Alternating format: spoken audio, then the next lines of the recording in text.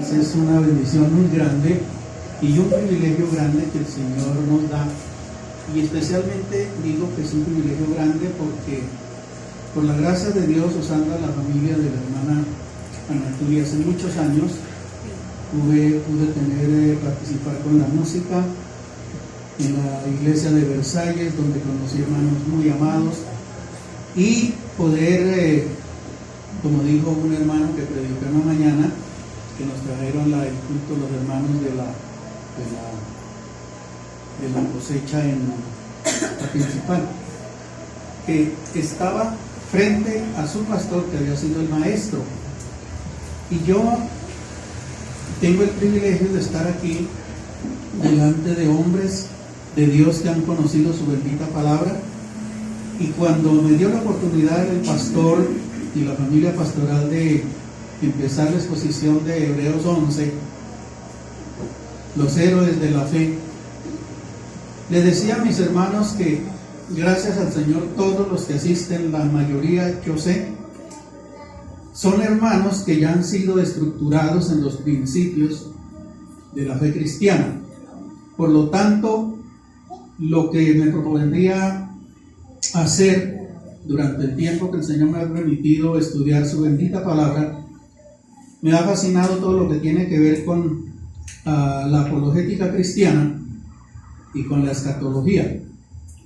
Apologética, como todos sabemos, es la defensa de la fe, y yo les decía a los hermanos que la apologética se divide en dos partes generales, que es apologética externa, que defiende la fe de los ataques externos, pero también la apologética interna, que defiende la fe de los mismos desatinos y errores del mismo cristianismo.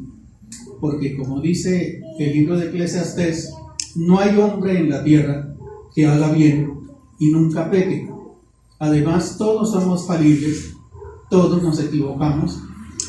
Y también decía la diferencia entre predicar y enseñar, que son sinónimos. El Señor hacía las tres cosas y colocó en primer lugar, enseñaba, predicaba y sanaba. ¿Por qué en primer lugar la enseñanza?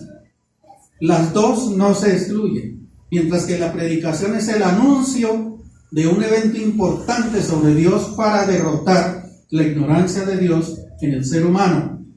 Pero la enseñanza entonces es la explicación de esos eventos del reino con el fin de derrotar los malos entendidos. Porque a veces los malos entendidos son los que nos distancian, no nos dejan abrazarnos. Es que yo pienso de esta manera, pero hay una sola cosa, y la palabra de Dios es la que permanece para siempre. Isaías 55 dice que mis pensamientos son mucho más altos, dice el Señor, que los cielos y la tierra. Por lo tanto, cuando apelamos a la palabra de Dios, sabemos que el pensamiento que impera no es el nuestro, es el de la palabra de Dios, que vive y permanece para siempre. Así que, hermanos, me dio en la gracia del Señor compartir en este tema que están llevando sobre lo que llamamos la declaración de fe del tiempo de Martín Lutero, que necesariamente en la medida que vamos lo que el tiempo nos permite, porque hay muchos temas, pero lo que se está tratando aquí tenemos que ver un poco del contexto tanto histórico como de la palabra. Así que vamos, el texto que se leyó precisamente es uno de los textos principales, pero yo les invito, hermanos, que abramos la palabra del Señor al Evangelio de Juan, y en el capítulo 1.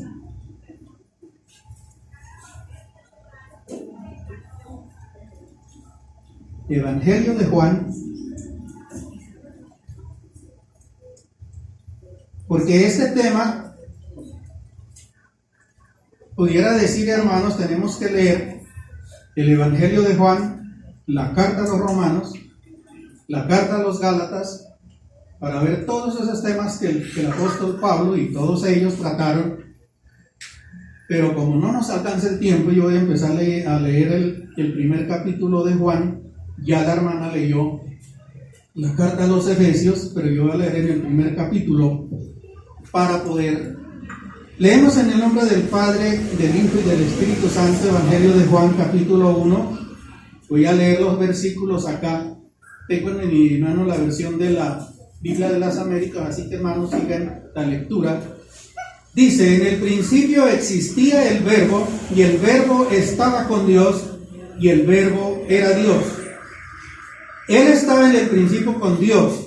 Todas las cosas fueron hechas por medio de Él, y sin Él nada de lo que ha sido fue hecho. En Él estaba la vida, y la vida era la luz de los hombres.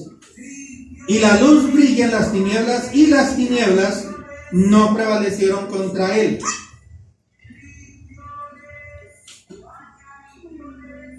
El versículo 10: en el mundo estaba, y el mundo fue hecho por Él, por medio de Él, y el mundo no lo reconoció.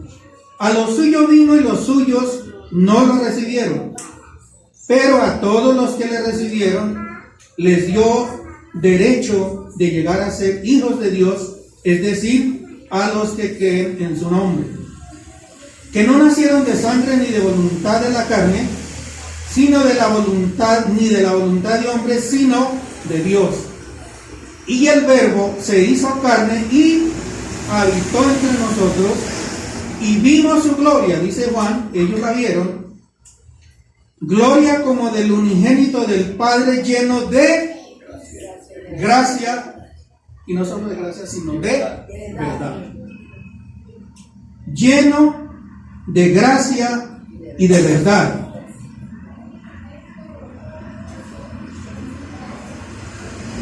Juan dio testimonio que él, de él, y clamó diciendo: este era, del que yo les decía, el que viene después de mí es antes de mí, que era primero que yo. Pues de su plenitud tomamos, todos hemos recibido gracia sobre gracia. Y luego el versículo: porque la ley fue dada por medio de Moisés, pero la gracia y la verdad fueron hechas realidad por medio de Jesucristo. Amén. Padre, te damos gracias una vez más por esta preciosa oportunidad de estar reunidos como hijos tuyos, Señor. Gracias a la obra maravillosa y poderosa y eterna que tú has realizado, Señor, al poner a su santo Hijo en la cruz. Señor de la gloria, y tu mandato es que cuando miremos a Él, Señor de la gloria, todos los que miraron a Él fueron alumbrados. Y Señor de la gloria, tú dices, Señor, que miremos a ti y seamos salvos todos los términos de la tierra. Porque así como Moisés levantó la serpiente en el desierto, así el Hijo Santo de Dios fue levantado para que todo aquel que en Él cree no se pierda, sino que tenga vida eterna. Señor, por la gracia tuya que habías previsto desde la eternidad, Señor de la gloria, hoy nos ha alcanzado tu salvación, así como el pecado que heredamos de nuestros padres nos alcanzó, también tu salvación en Cristo Jesús nos ha alcanzado.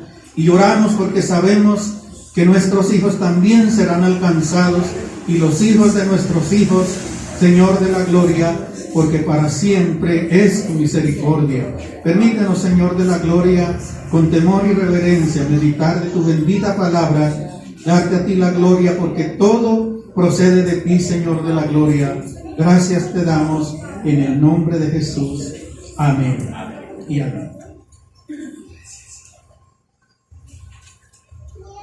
Siempre se dice que, o por lo menos las normas de homilética, de darle un título, pero lo difícil es darle un título a las cosas. Pero tenemos que hablar, hermano, de la gracia de Dios, hermano, en los propósitos eternos. ¿Por qué?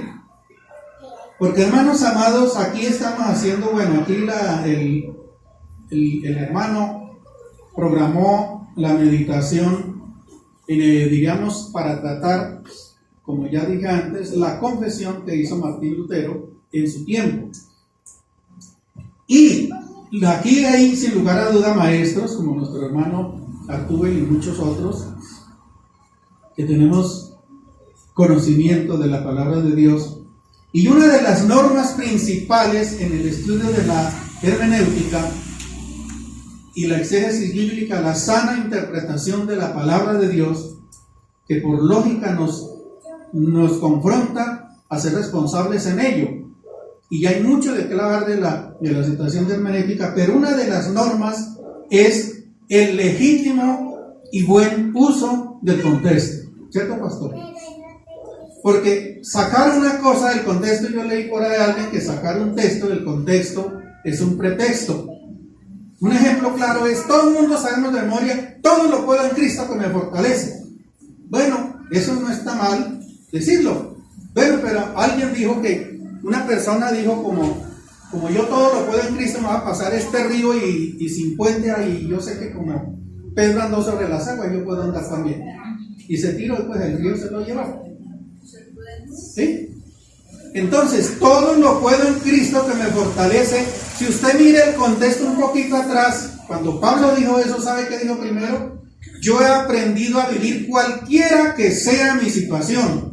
He aprendido a tener abundancia como para tener hambre, a tener abundancia como a tener escasez, en fin, toda una situación. Y en otras cartas él decía, sufría persecuciones, desvelos, preocupaciones de aquí, preocupaciones de allá. A él en Listra lo cogieron, lo apedrearon, lo sacaron arrastrando porque creyeron que estaba muerto. Y ahí fue cuando los intérpretes de la palabra dicen que fue cuando él dice que fue llevado al tercer cielo, donde escuchó palabras que no hay lenguaje humano para decirlas.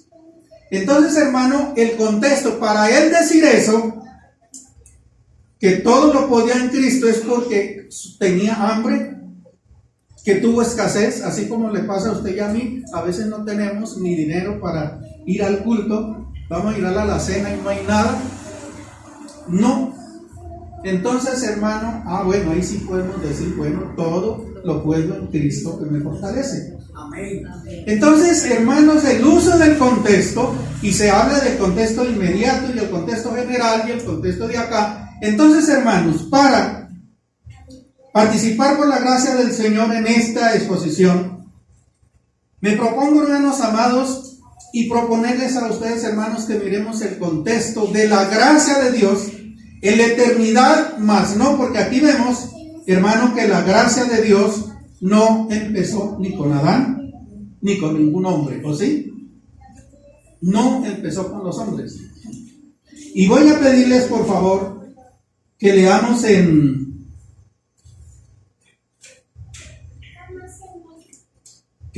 Segunda Timoteo, el capítulo 1, para que miremos aquí ya. La hermana leyó. Bueno, hermano Artúbel, si lo encuentro, o alguien que encuentre ese pasaje tan amable. Segunda Timoteo 1, 9 al 11. Y si lo podemos leer en voz alta, mucho mejor. 9 al 11. Sí. Segunda Timoteo, capítulo 1, versículos 9 al 11.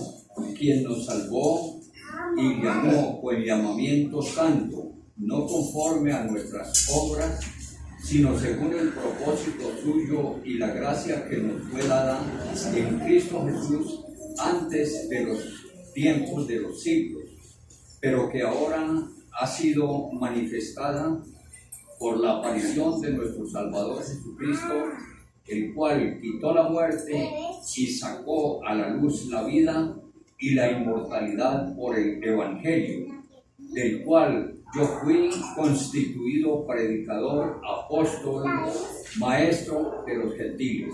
Amén. La gracia que nos fue dada, ¿cuándo? Desde antes de los tiempos de los siglos. Eso no fue algo, porque a mí me ha costado siempre usar el término que cuando Adán pecó y desobedeció, usted puede imaginarse a Dios rascando en la calle a este hombre, le embarró, y ahora yo qué hago. Bueno, vamos a ver qué hacemos, improvisemos algo. Hermanos amados, cuando por ahí en el estudio se habla, inevitablemente, los hermanos que han estudiado y maestros de teología saben muy bien de los atributos de Dios, y uno de los atributos de Él es su presencia. ciencia, su preconocimiento. Él conocía todas las cosas y Él es el único que sabe, y por eso antes de que usted y yo naciéramos, a Jeremías le dijo: antes que naciera yo te conocí y te nombré por profeta a las naciones. Al apóstol Pablo también dice que lo destinó desde antes que naciera. Y miramos una cantidad de lista. A Ciro, ese rey de Persia, el fundador del imperio persa, 400 años antes, le dice Dios: yo he ungido a mi ungido Ciro para que vaya, y cuando ese hombre ni siquiera había nacido. Pero es que Dios es así, de manera tal que aquí no podemos, porque es que se ponen a pensar con quién y en quién colocamos el contexto histórico de la gracia de Dios. Eso, hermano, hay que tener en cuenta que todo empieza con Dios y termina con Él. Cuando aquí me dieron la oportunidad, decía, de exponer la palabra de Dios, les decía con el Salmo 90, aquí los hermanos que son maestros del hermano Carlitos o que son educadores, lo que quiere decir el Salmo 90 que desde la eternidad y hasta, esa adverbio no sé qué, desde hasta, que dice desde el siglo y hasta el siglo tú eres Dios. Desde la eternidad sin principio hasta la eternidad sin fin, hermano, Dios estableció el tiempo.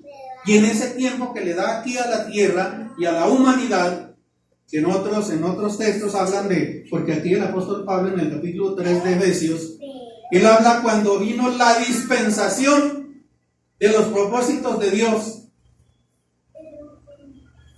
En los tiempos que Dios tiene, aquí le dio un tiempo a la tierra y a la humanidad, y usted verá que en Génesis dice que en el principio creó Dios los cielos y la tierra, pero en Apocalipsis ya dice la tierra ya no era más. Pero hay cosas que permanecen, como en la Nueva Jerusalén.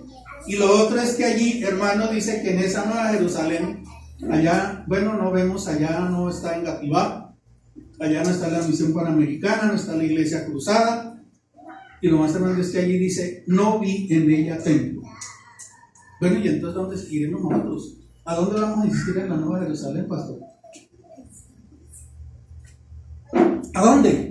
Hermanos amados, eso nos lleva a que todo lo que Dios hizo aquí, como dice Romanos 1:19, que las cosas eternas de Dios, su eterno poder y divinidad, se hacen claramente visibles con las cosas hechas, de manera que todo lo que Él hizo, las cosas invisibles nos las muestra con las cosas de acá. Esta reunión es una muestra del día en que estaremos, hermanos, como dijo el Señor cuando dio la cena que trataba yo de exponer aquí, del mandamiento versus la tradición. Él estableció la cena y Él dijo: ¿cuánto he deseado tomar esta cena con mis discípulos? Y de cierto les digo que no la volveré a beber hasta aquel día en el reino de mi Padre. Y se habla de las bodas del Cordero, que no sepamos nosotros de pronto explicarlo, pero él siempre proyecta mucho más allá de lo que vemos nosotros. Y esta es una figura cuando estaremos todos reunidos. Oh, hermanos, eso es algo maravilloso. Bueno, entonces, ¿cómo hacemos, hermanos amados, para colocar la gracia? El apóstol Pablo, porque yo decía, me gustaría leer el Evangelio de Juan, la carta a los Efesios y la carta a los Romanos, pero hermanos, ustedes que el tiempo no nos alcanza.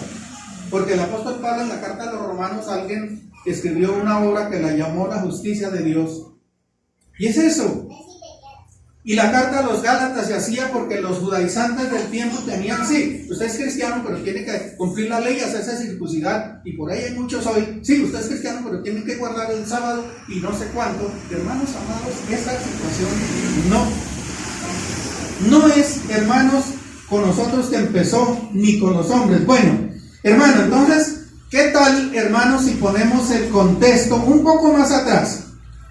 En el capítulo 8 de Juan, el Señor le dice a los judíos de su tiempo y a los ministros del culto, les dice, porque los hebreos, en este caso los judíos, ellos se jactaban que porque eran descendientes de Abraham tenían el privilegio de tener a Dios como su propiedad, y en parte pues ellos son posesionarios de eso, pero ellos creían que nosotros los gentiles, las naciones que no descendíamos de Abraham, éramos, ¿sabe qué?, combustible para el fuego del infierno.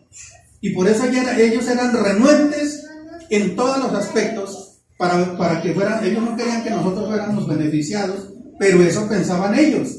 Pero aquí dice que Dios nos tenía predestinados desde antes de que el mundo se fundara. Ya Él había provisto la gracia, pero la gracia vino a través de ¿quién? De Moisés. Él les dijo, ellos se jactaban de eso, que nosotros somos hijos de Abraham. Y entonces el Señor, ¿sabe qué les dijo? Antes que Abraham fuera, yo soy. El texto, el hermano pastor sabe del texto allá de Éxodo, cuando Moisés le pregunta, bueno, yo voy a los egipcios, ¿y quién le dijo que me mandó? ¿Cuál es su nombre? Ya viene el grande misterio del nombre de Dios, apenas con 4 consonantes en el idioma hebreo. Los hermanos que han estudiado la palabra de Dios saben que en el idioma hebreo no existían vocales, hasta después los masoretas, por ahí en el siglo II fue que empezaron a hacer cosas pequeñas para poder hacer un nombre, pero eran 4 consonantes y siempre son cosas que no se pueden pronunciar, de manera tal que el nombre de Dios, pues, no, dígale, yo soy el que soy, lo envió a vosotros.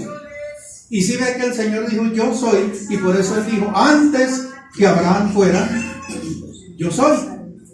Él ya, además aquí leímos en el Evangelio de Juan, que en el principio, o sea, de la eternidad, dice, ya existía la luz.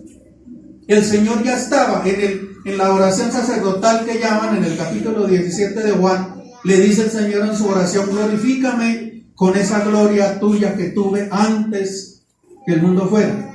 Entonces, hermanos, para poner en el contexto el tema de la gracia, no podemos iniciarla. Claro, Martín Lutero y todos ellos hicieron un trabajo grande y más adelante lo veremos. Entonces, hermano, ¿cómo hacemos? ¿Cómo tuvo el inicio la gracia? Y alguna vez, o muchas veces me gusta hacer la pregunta, ¿qué hubiera pasado, hermano? Como hay por ahí en el YouTube, alguien que tiene una plataforma que pregunta, ¿qué hubiera pasado? Y tengo un video por ahí muy bueno que hace un tipo, ¿qué hubiera pasado si Pilato hubiera dejado libre al Señor? Bueno, eso no vamos a tratar el tema porque no es. Pero la pregunta es, ¿qué hubiera pasado, hermanos, si Adán no hubiera desobedecido? Porque, hermano, usted sabe que lo que leímos, lo que leyó la hermana en Efesios 3, por gracia sois salvos. ¿Salvos de qué? Por medio de la fe. O sea, la gracia es un don que usted y yo no merecemos. Ya sabemos que yo, por haber pecado, yo merecía morirme. Así como Adán, yo me imagino, Dios le dijo, el día que usted coma de ese árbol, yo lo mato, ese día se muere. Así es nuestra lengua, ese día se muere. De manera que uno queda advertido.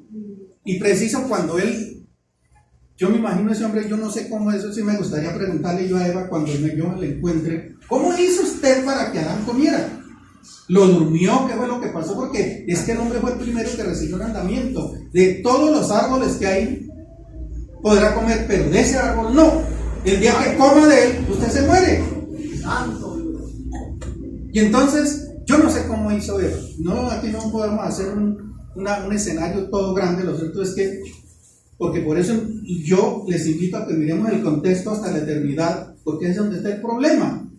Que dice la serpiente, yo no sé, hizo ahí una cantidad de cosas como hizo Satanás para meterse en ese animal y engañar a la mujer, y ya sabemos, le hizo esas 3 cosas. Le dijo, no, es que si usted desobedece a Dios, será como Dios. Chévere, ¿sí o no? ¿Sí o no? Que desobedecer lo hace grande, pero es el engaño más grande y ahí lo tenemos.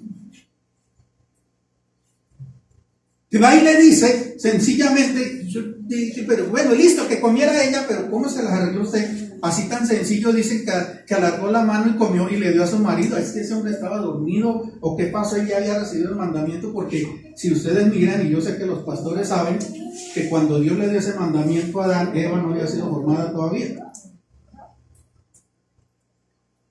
De manera tal, entonces la situación aquí es, ¿cómo hizo ella así? Bueno, lo cierto es que ahí es donde empieza la situación, y por eso tenemos que, ¿qué tal, hermanos? Para ver dónde y por qué, para poner en contexto la gracia del Señor. Él lo tenía previsto. Él, ahorita dije, ¿acaso Dios fue que lo sorprendió a Satanás cuando hizo desobedecer al hombre? Hermano, al hacer sus criaturas libres, porque la palabra de Dios nos dice que en el principio creó Dios los cielos y la tierra, pero no nos dice cuándo creó los ángeles de alta dignidad, porque la Biblia nos habla ustedes saben muy bien que en Génesis nos habla de querubines que puso para guardar la entrada al huerto. En Isaías nos habla de serafines en el trono. En Ezequiel nos habla de unos seres vivientes con 4 rostros, y en Apocalipsis y nos habla del ángel de Jehová en el Antiguo Testamento, que no nos dice que fue creado como dice la carta a los hebreos de los ángeles. No nos dice cuándo fue la creación de los ángeles, pero sí nos dice de alta dignidad, y por eso entonces ya Pedro y el hermano del Señor, Judas, dice que los ángeles que no guardaron su dignidad los encerró en prisiones de oscuridad. Bueno, no se nos dice cuándo, pero lo cierto es, para poder ir allá, vayamos, hermanos, un poco y vamos a leer en Job, capítulo 1 y versículo 6. A ver, un hermano, capítulo 1, versículo 6 y capítulo 2, versículo 1, 2 al 6. Dos hermanos. Uno que busque Job, capítulo 1, versículo 6 y capítulo 2, versículo 1 al 6.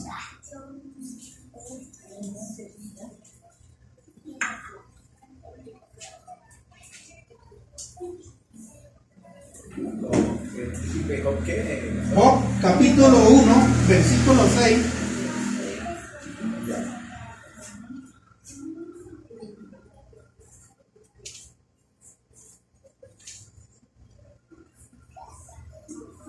¿Encontraron a alguien? Sí. Léalo, hermano. Dice: un día vinieron a presentarse delante de Jehová los hijos de Dios, entre los cuales vino también Satanás. Bueno, ahí, un día vinieron, y el capítulo 2 dice: sucedió que un día los hijos de Dios vinieron a presentarse delante de Jehová, y vino también Satanás entre ellos para presentarse delante de Dios. Pero hermanos, la lógica, hermano, que como seres humanos somos imagen de Dios, porque las mascotas que andan por ahí no se les puede preguntar eso. Hermano, pregunta: ¿de dónde apareció ese personaje? Aquí no vamos a hacer teología de qué pasó. Se dice que este es el libro más antiguo, cuando se escribió, qué sé yo, pero lo que nos registra nos transporta a mucho más atrás de la historia de la humanidad, yo no sé. Porque dice que un día vinieron a presentarse los hijos de Dios. Y aquí no, cuando los hijos de Dios, pues la iglesia no estaba todavía. Yo no sé si ya el ser humano haya sido creado, pero aquí no nos dice que hubiera sido Adán ni su descendencia que vino a presentarse delante de Dios. ¿Y ese personaje qué hace ahí? ¿De dónde salió? Hermanos, todos sabemos muy bien que allá este personaje, por eso en el Edén, cuando ya Dios le dice a Adán que de todo árbol podía comer menos del árbol del conocimiento del bien y del mal. Y eso quiere decir que ya el mal existía cuando el hombre fue puesto allá. Y por eso es que no podemos poner la gracia en el contexto de la humanidad. No se puede. ¿Con quién la ponemos? No se puede con Adán, no se puede. Abel tiene su papel ahí, menos Caín. Ni los descendientes de Caín ni de Abel, siguiendo a través de Set. Y así sucesivamente. No podemos poner la gracia en el contexto de la humanidad. Más bien la gracia, la humanidad pecadora es la beneficiaria, como hemos leído, de la gracia eterna de Dios. Y que luego, entonces, por eso dice en el cumplimiento de los tiempos, dice Efesios 3, en el cumplimiento de los tiempos Dios envió a su Hijo a morir en la cruz. Y entonces cuando ya Pablo, que fue designado como apóstol de los gentiles, él dice: por gracia sois salvos por medio de la fe, para alabanza de la gloria de su gracia. Dice, y en 2 Timoteo, donde leímos, voy a leer nuevamente ese pasaje, porque todos los apóstoles, ellos inspirados por el Espíritu Santo, siempre nos dicen que la 2 Timoteo,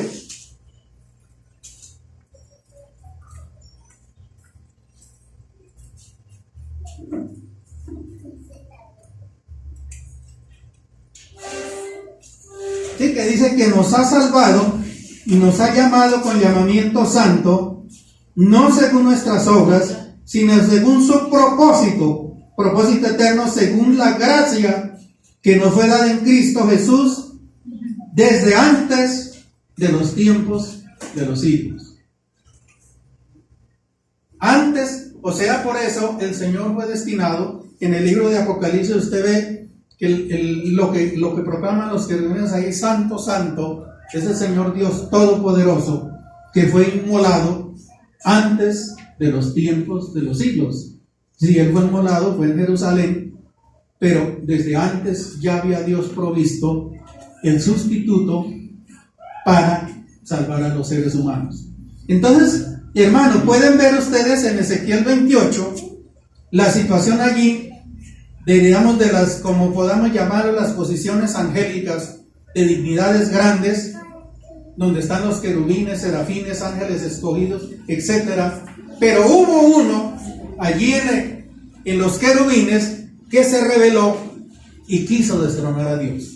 Y ya lo saben ya los hermanos, Isaías 14:12, donde está el versículo que dice: ¿cómo caíste del cielo, oh querubín? Y ahí si usted mira Ezequiel 28, toma la altivez y la arrogancia del rey de Tiro, pero hermanos, la lógica suya le dice: tú eras el sello de la perfección, en Edén estuviste. Sí, no, ese tipo, el rey de Tiro, no estuvo en el Edén. Yo no sé si los hermanos han leído ese pasaje, ¿sí? Amén. De Ezequiel 28. Leámoslo un poquito y mira usted los tiempos. Vamos a ver si hasta donde nos alcance el tiempo, y si quedan muchas cosas pendientes, hermano, aquí el pastor y los pastores pueden seguir mirando esos temas.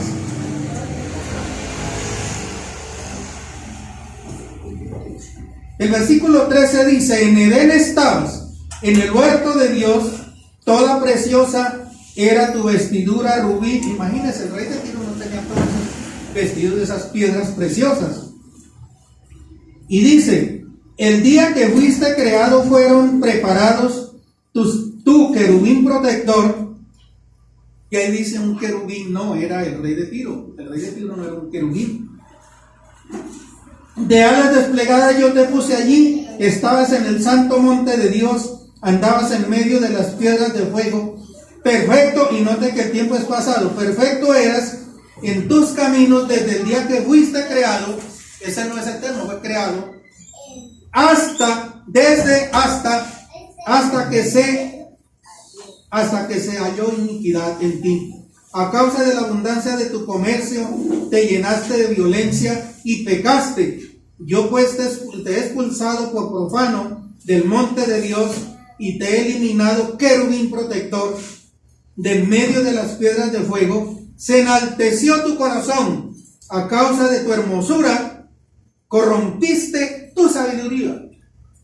Hay mucha gente que es sabia y sabe mucho, pero es una sabiduría corrompida. Y este fue el primero que corrompió. O sea, el ateísmo no empezó con Carlos Marx, el ateísmo no empezó con el comunismo. Empezó con este personaje que es un ser creado y niega a su creador. Antes que hubiera comunismo aquí en la tierra, ya existió alguien que fue creado y niega a su creador. Y promueve por todos los medios, y por eso, en todo ese contexto de maldad, entonces se da cuenta que este personaje fue el que se apareció allá. Y lo mismo usted mira el capítulo 4 de Mateo, cuando dice que el Espíritu Santo llevó al Señor al desierto. ¿Para qué? Para ser tentado. Y dice que vino el tentador. Ahí se puede preguntar: ¿y de dónde apareció ese tentador? Y no fue otro sino este mismo personaje. Y entonces, claro, nosotros nos preguntamos, en Judas dice que los ángeles que no guardaron su dignidad los reservó en prisiones de oscuridad. Y entonces la lógica mía dice: oye, hermano, ¿y por qué no? Si se encerró allá esos ángeles, ¿por qué no encerró ese querubín allá, no? Nos hubiera evitado la caída, ¿no le parece? Por eso, el contexto de la gracia no lo podemos poner con la historia de la humanidad. Por eso leímos en la primera de Juan, perdón, en el Evangelio de Juan, dice: la ley por Moisés fue dada, pero la gracia y la verdad vinieron por Jesucristo. O sea, una humanidad caída, que bien había podido Dios abandonarla y dejarla. Si ve que cuando el pueblo de Israel se rebeló en Egipto, Dios le dice a Moisés: déjeme y yo deshago esta generación y yo te levanto una generación nueva. ¿Y qué hizo Moisés? Intercedió por eso. Pues en el estudio de la palabra le dice de los tipos. Moisés era tipo del Señor, él se postró en su presencia y le dijo: Señor, no lo haga, porque ¿qué dirá la gente? Entonces, nosotros, hermanos amados, por eso el apóstol Pablo y muchos nos dicen: no menospreciemos la gracia de Dios. Desde antes que la humanidad fuera establecida, usted y yo, hermanos, yo agradezco a Dios que no vino antes de 1947. Los que nacimos en ese tiempo, ¿se imaginan que el Señor hubiera venido antes? Usted y yo no hubiéramos conocido. ¿Y cuántos tienen afán de que el Señor venga? Este mundo como está, hermano, y es que ya quisiéramos, ¿para dónde nos vamos, hermanos? Tanta violencia, tanta pelea, tanta cosa, hermano, escasez de dinero, nos toca aguantar hambre, hay que hacer un... Sería bueno que el Señor viniera y acabara con todo esto más bien. Pero hermano, sus hijos no van a tener nieticos, no van a tener nada. Entonces, por eso, hermanos, mis pensamientos no son vuestros pensamientos, dice Isaías 55. Aleluya. Así que, hermanos amados, tenemos esa bendición maravillosa. Es donde empezó la gracia, amados hermanos, y ya en el Señor Jesucristo. Entonces, ahí sí usted verá, hermanos amados, que cada hombre en la historia de la humanidad, desde Abel en adelante, porque ya en el Génesis establece, le dice Dios a la serpiente, yo no sé cómo, no sé, se puede decir que fue una promesa, fue que Adán la escuchó, quedó escrita allí, pero Dios le está hablando, era la serpiente. Le dijo: yo pondré enemistad entre su simiente y la simiente de la mujer, esta te herirá en la cabeza y tú le herirás en el calcañar. Está diciendo a la serpiente. Que de ahí para acá empieza la simiente, que el apóstol Pablo dice: la descendencia, dice, en tu simiente serán benditas todas las familias de la tierra. Le dice en el pacto de Dios a Abraham. Gloria a Dios. Le dice: yo bendeciré a los que te bendigan y maldeciré a los que te maldigan. Y en tu simiente, y el apóstol Pablo en Gálatas ya explica, dice, no dice en tus simientes, sino en tu simiente, o sea, hablando del Señor, serán benditas todas las familias de la tierra. O sea, su hijo, su hija, su nieto o su primo, no sé quién, no ha venido a un culto, pero sabe que está la promesa. Todas las familias de la tierra. ¿O será que esos inconversos no tienen derecho porque nosotros no los queremos? Todas las familias de la tierra, pastor. Santo Dios. Allá yo tengo un poco de hermanos, inclusive de mi familia, nadie conoce, son católicos por tradición, pero hermanos, no están lejos de mis oraciones, ni los que no han venido al culto no están lejos de sus oraciones, porque esa es la promesa, el Señor a su tiempo. Entonces, hermanos, ya con eso en mente, la razón, hermanos amados, si no empezó con la humanidad, entonces, hermanos, tenemos que mirar que ya el tiempo no nos alcanza y como siempre sucede, es posible que queden más preguntas que respuestas, pero yo creo que queda claro. Porque entonces allí, hermanos amados, es donde ya empieza la situación con Noé, toda la historia de la corrupción de la raza humana, y Noé hizo su trabajo en su tiempo, luego sigue la descendencia para traer el Mesías a través de los 3 hijos de Noé que se pobló la tierra, porque eso lo dice el libro de Éxodo, el libro del Génesis. Y entonces la pregunta, ¿usted sabe de cuál de ellos representamos nosotros? ¿De cuál? Porque dice que de esos 3 no hubieron más, pastor. ¿Sería que alguien se escapó del diluvio y fundó alguna nación por ahí? Porque dice que de Sem, Cam y Jafet, y de ellos 3 se volvió a probar la tierra, lo que quiere decir, como se dice en el lenguaje moderno, la ecuación es sencilla, y algunos de ellos descendemos nosotros. ¿Usted sabe de cuál? Sencillo. Ustedes que han estudiado geografía universal, al derecho y al revés, allá sabe usted que no hay sino 3 continentes. Los 2 que han surgido, América y no sé si Oceanía, han sido desprendidos de los 3. Pero allá está. ¿Cuáles son? Continente africano, que es el de Cam, y el continente europeo, que es el de Jafet, y el continente asiático, que es el de Sem. Menos mal que no era nada mal. Gloria a Dios. Entonces, hermano, lo más seguro nosotros, España, nosotros descendemos de qué? De España, ¿cierto? ¿Y España viene de dónde? De Europa. ¿Y Europa de dónde viene? De Jafet. De esos 3, ¿perdón? De esos 3, o sea, nosotros descendemos de Jafet. Hermanos, de ahí para acá viene toda la obra que han hecho los hombres. Ya tiempo no nos alcanza así, hermanos, que para llegar, hermanos, ya cuando viene el Señor, muere en la cruz, los discípulos de él, pero ya contrario a eso, la descendencia de Caín venía a través de eso, ya venía la sabiduría de los griegos y apareció un tipo por allá que llamó Platón, que fue el que empezó a alegorizar las Sagradas Escrituras, interpretándola de una manera burda, y a ese le siguió un señor que llama Tomás de Aquino, y luego llega una cantidad de gente, y después ya viene el cristianismo empieza en Jerusalén, llega Antioquía de Siria, después Antioquía de Pisidia, y en Antioquía de Pisidia empieza a crecer la gente de los gentiles, y es cuando surge el apóstol Pablo, y hermanos amados, después ya viene la iglesia en Occidente, que llega a Roma y se convierte, como dice el costeño, se perrateó todo allá, y surge la ambición de dominio y de dinero, y surge el papado, y luego surge la reforma, y ahí es donde entra nuestro hombre que estudiamos. Entonces, en esa situación, el pueblo de Dios y todos los seguidores de él siempre están siendo perseguidos desde Abel para acá.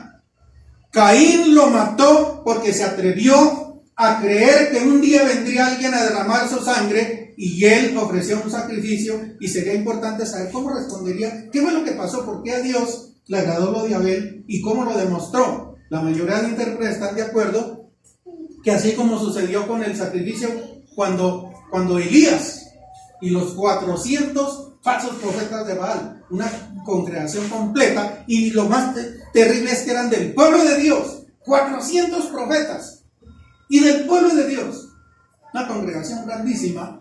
¿Y cómo respondió Dios a ese sacrificio? Lo consumió con fuego.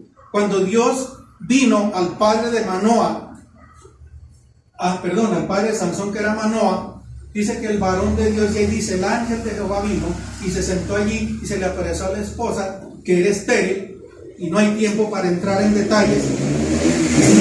Le dice, espere, yo voy y le preparo un sacrificio, y él dijo, yo lo espero aquí. Y dice, cuando él se lo presentó, él puso el báculo sobre el sacrificio y salió fuego y lo consumió. Entonces dicen la mayoría que es la manera como Dios le respondió a Abel, porque él hizo por fe lo que Dios hizo delante de Dios, que es sacrificar los corderos para cubrirlos con pieles. Y Caín sencillamente dijo, no, pues yo le traigo, mire, lo mejor de la tierra.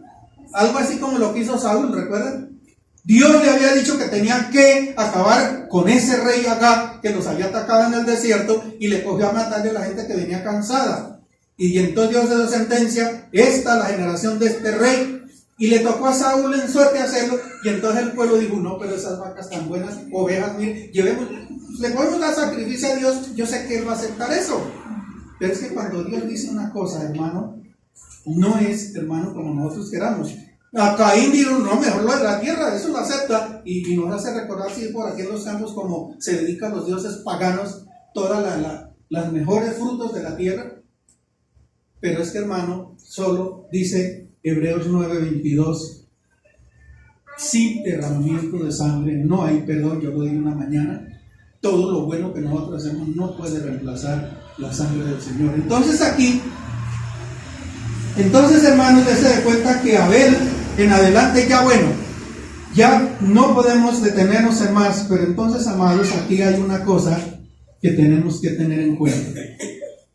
A través de los tiempos, hermanos, antes de Martín Lutero, todos recuerdan, los apóstoles tenían que enfrentarse a un mundo terrible de filosofía de los griegos, el gnosticismo y una cantidad de situaciones. Entonces, antes que Martín Lutero hiciera su declaración, ¿recuerdan ustedes el credo apostólico? Muchos lo aprendimos y muchos lo han olvidado. ¿Lo recuerdan? Creo en Dios Padre Todopoderoso, Creador del cielo y de la tierra, que en Jesús nació de Santa María Virgen, padeció bajo el poder de Poncio Pilato, fue crucificado, fue sepultado, y ahí dice descendió a los infiernos. Oiga, ¿y de dónde salió esa frase que descendió a los infiernos? Los apóstoles hicieron un resumen porque en esas Gutenberg no había llegado, el Nuevo Testamento no estaba, ¿cierto, pastor? Estaba la Septuaginta, y ¿quién tenía acceso a esas cosas tan costosas?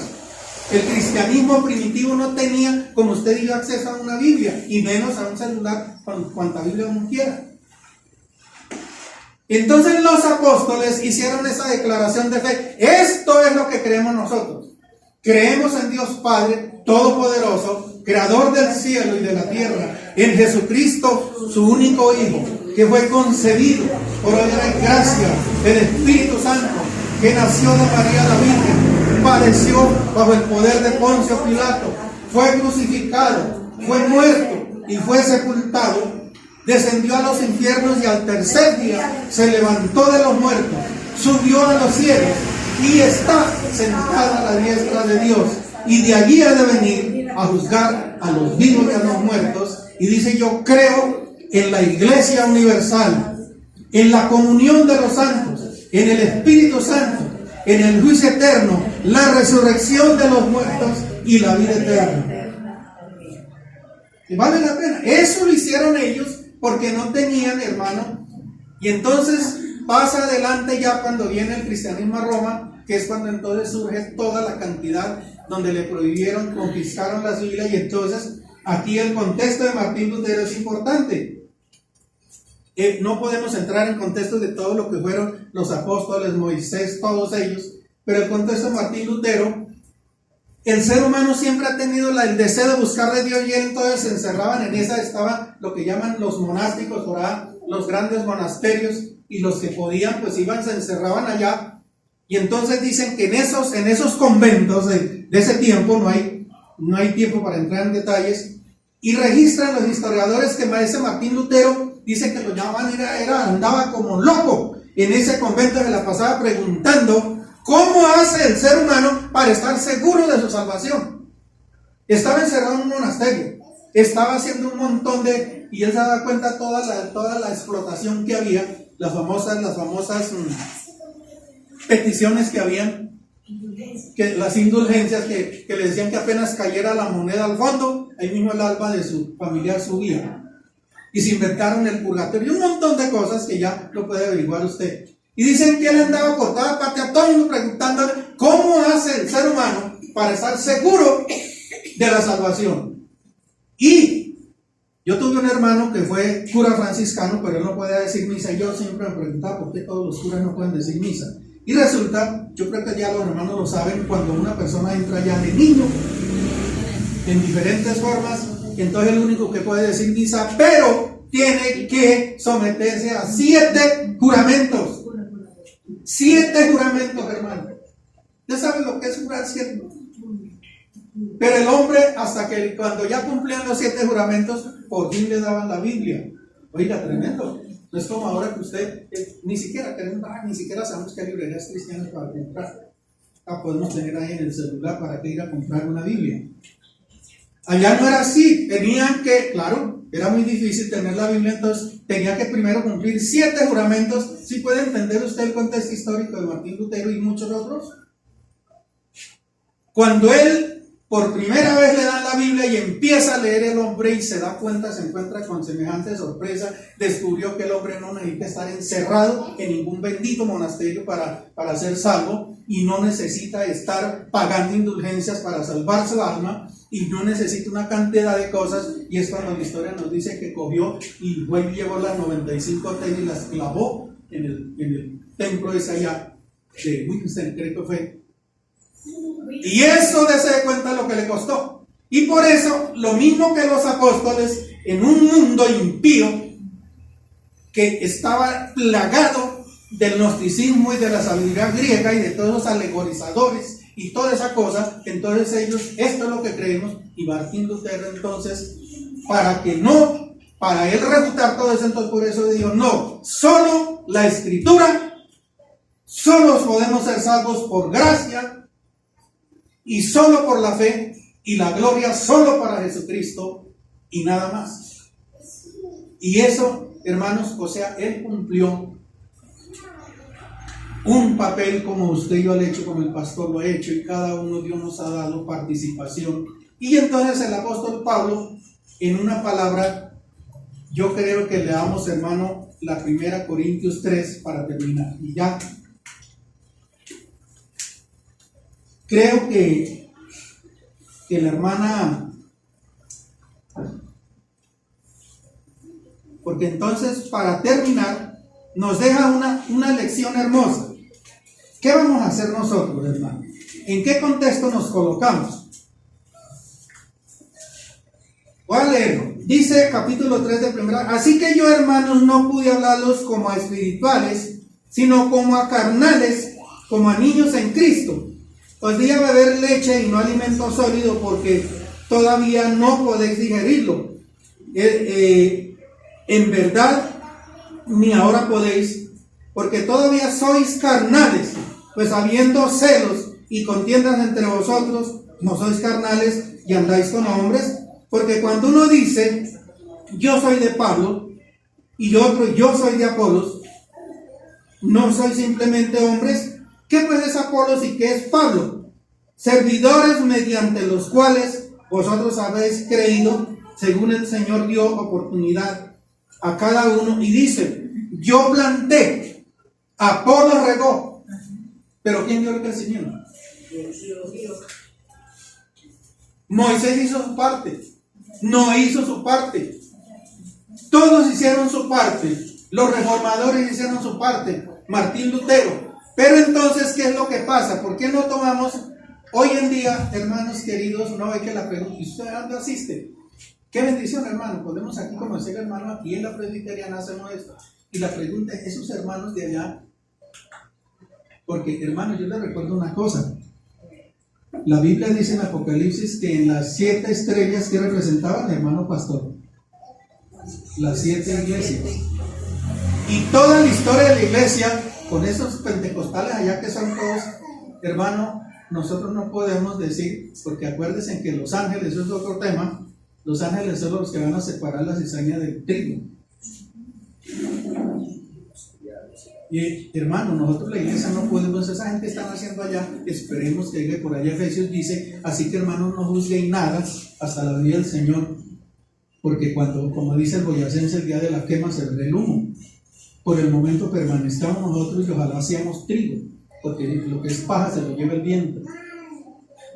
Y lo más tremendo de Mateo 4 es que yo dije aquí una vez, su aventador está en su mano, levantará para arriba y el trigo que pese cae al piso y la paja se la lleva el viento. Cuando vienen problemas en la iglesia, hermano, recuerde que en ninguna parte dice que Satanás se mete a la iglesia para, no, Dios haga de cuenta así que levanta el trigo, lo tira hacia arriba, hacia el hebreo, y el trigo cae al piso y la paja se la lleva el viento. Entonces, hermano, oremos que nosotros seamos trigo, porque el día que venga el Señor, yo sé muy bien que no va a venir por misiones. Hermano, el contexto de la gracia, que eso es lo que hizo Martín Lutero. Recuerden que no la puedo poner ni con Martín Lutero, ni con Tomás de Aquino, ni ninguno de ellos, los teólogos que vinieron después, ya después que vino Arminio, después vinieron los calvinistas, después vinieron todos ellos, pero el contexto de la gracia, hermanos, no vino con ellos. Ellos hicieron su trabajo excelente, porque Martín Lutero desafió todo ese imperio terrible de paganismo, de cristianismo paganizado, y todos ellos dieron un trabajo para restablecer, y gracias a eso, usted y yo tenemos hoy la palabra de Dios, la oportunidad de seguir trabajando. Entonces, amados, cuando nos encontremos, con nuestros hermanos, bueno, saludémoslos de donde yo lo que le digo, hermano, ¿usted a qué iglesia asiste? Le digo, hermano, lo que yo soy, por la palabra de Dios, no es solo poder ser un discípulo del Señor. Y si tengo que morir por eso, estoy dispuesto a hacerlo. El lugar donde yo asista no es lo más importante, sino que yo pueda darle la mano y darle un abrazo, porque si usted tiene su fe en el Señor Jesucristo, por gracia usted es salvo, y eso, un día estaremos arriba, porque alguien dijo por allá que cuando venga el Señor tiene que traer unas tantas jaulas para echar a algunos de esta misión, allá los de la otra misión y allá los de la otra. No nos vamos a poder ver allá. Esa no es la idea, hermanos amados. El pueblo de Israel, ¿cuántas tribus eran? 12. Y fueron esparcidas, por eso el Nuevo Testamento menciona a los judíos, porque cuando Dios le entregó 10 tribus a Siria, cuando se hizo el reino del norte con 10 tribus en Samaria, en Jerusalén solo quedó la tribu de Judá y la tribu de Benjamín, y por eso cuando el Señor vino, habla de los judíos que creyeron en Él, porque en Jerusalén estaban los judíos, de la tribu de Judá, pero las 10 tribus fueron esparcidas y eso todavía están regresando poco a poco, pero están, y algunos lo llaman las 10 tribus perdidas, pero recuerde que el Señor fue enviado, dijo Él, yo fui enviado a las ovejas perdidas de la casa de Israel. Así que, hermanos amados, ha sido una bendición poder compartir eso, pero hermanos, recuerden, por gracia somos salvos, y lo más maravilloso es que antes de que vinieran todas las circunstancias, los hombres, el de aquí y el de allá, Dios le conocía a usted y a mí, y Él conoce a su hijo, a su nieto, y hermanos, deseamos que Él venga, pero esperemos que nuestros hijos también participen de la salvación por la gracia de nuestro Señor y Salvador Jesucristo. A Él sea la gloria por los siglos de los siglos. Padre, te damos gracias en este hermoso día, Señor, por el privilegio que nos das de disfrutar de tu palabra, de tus verdades eternas, Señor de la gloria. Gracias por cada uno de mis hermanos, por los pastores, los ministros que están en este lugar, Señor de la gloria. Yo pido